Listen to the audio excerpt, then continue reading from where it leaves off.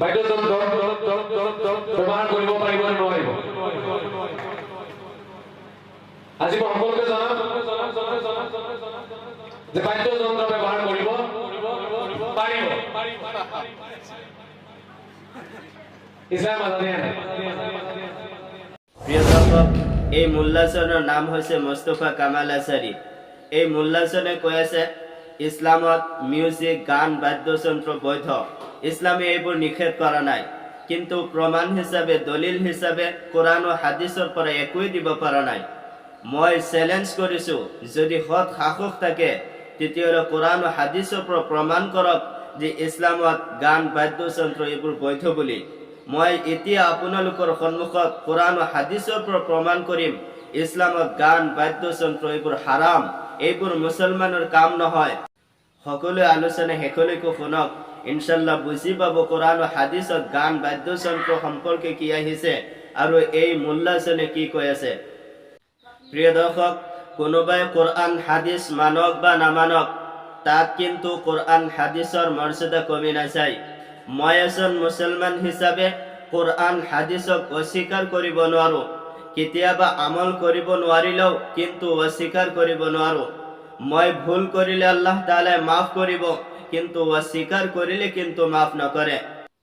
হাদিসে পাকত আহিছে, আন আবি মালিক আল-আশআরি রাদিয়াল্লাহু তাআলা আনহু قال قال رسول الله صلى الله عليه وسلم لا يكونن من امتي اقوام يستحلون الحر والحرير والخمر والمعازف।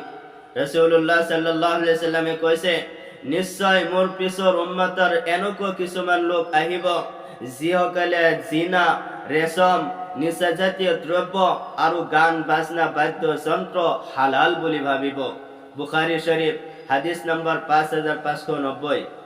আন এটা হাদিসত আহিছে, আন ইবনে আব্বাস রাদিয়াল্লাহু তাআলা আনহু আন রাসূলিল্লাহি সাল্লাল্লাহু আলাইহি ওয়াসাল্লাম ইন্নাল্লাহ তাআলা হারামাল খামরা ওয়াল মাইসিরা ওয়াল কুবা। রাসূলুল্লাহ সাল্লাল্লাহু আলাইহি ওয়াসাল্লামে কৈছে, নিশ্চয় আল্লাহ তাআলা মদ, জুয়া আৰু সকলো ধৰণৰ বাদ্যযন্ত্ৰ হাৰাম কৰিছে। বাইহাকী মিশকাত শৰীফ হাদিস নম্বৰ 4503। আন এটা হাদিসত আহিছে, আন আবি উমামা রাদিয়াল্লাহু তাআলা আনহু قال قال رسول الله صلى الله عليه وسلم لا تبيعوا القينات ولا تشتروهن ولا تعلموهن وثمنهن حرام।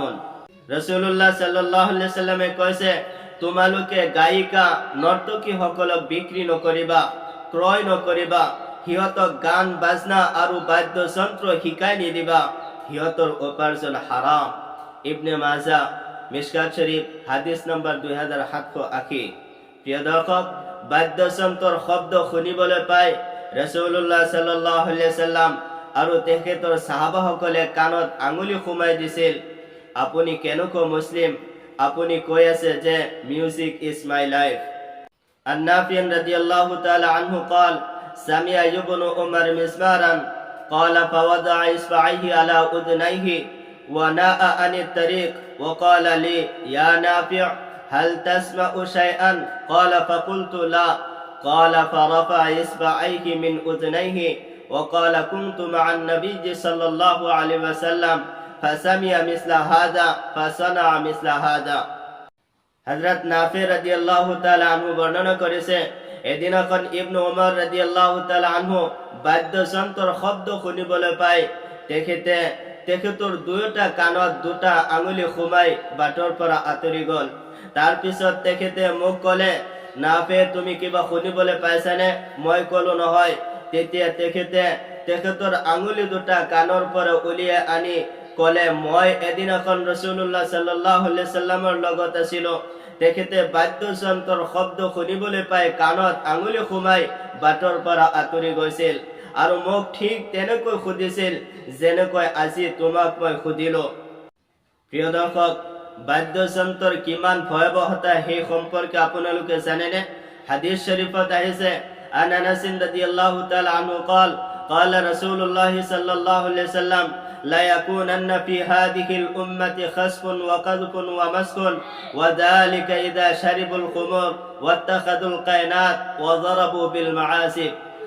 আনাস রাদিয়াল্লাহু তাআলা আনহু বর্ণনা করেছে, নবী করিম সাল্লাল্লাহু আলাইহি সাল্লামে কৈছে, যেতিয়া মোৰ উম্মত নিচা জাতীয় দ্ৰব্য পান কৰিব, গায়িকাসকলক লৈ নাচ গানত মশগুল হ'ব আৰু বাদ্য যন্ত্ৰলৈ ব্যস্ত হ'ব, তেতিয়া নিশ্চয় তিনিটা ভয়াৱহ বিপদ নামি আহিব।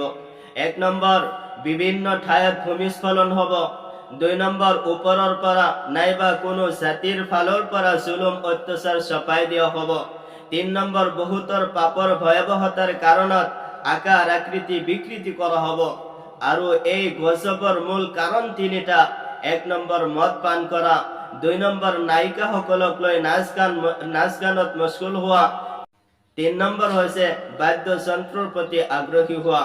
প্ৰিয় দৰ্শক, গান বাদ্যযন্ত্ৰ মিউজিক সম্পৰ্কে শৰীয়তৰ হুকুম আছিল কি, আৰু এই মোল্লাজনে আমাক কেনেকুৱাকৈ বিপথে পৰিচালিত কৰিবলৈ চেষ্টা কৰি আছে। আমি সকলোৱে ভিডিঅ'টো বেছি বেছি শ্বেয়াৰ কৰোঁ, যাতে সাধাৰণ শ্ৰেণীৰ মানুহবোৰে এই বিপদৰ পৰা আঁতৰি থাকিব পাৰে। আল্লাহ তাআলা সকলোকে শুদ্ধ বুজাৰ আৰু আমল কৰাৰ তৌফিক দান কৰক। আমিন।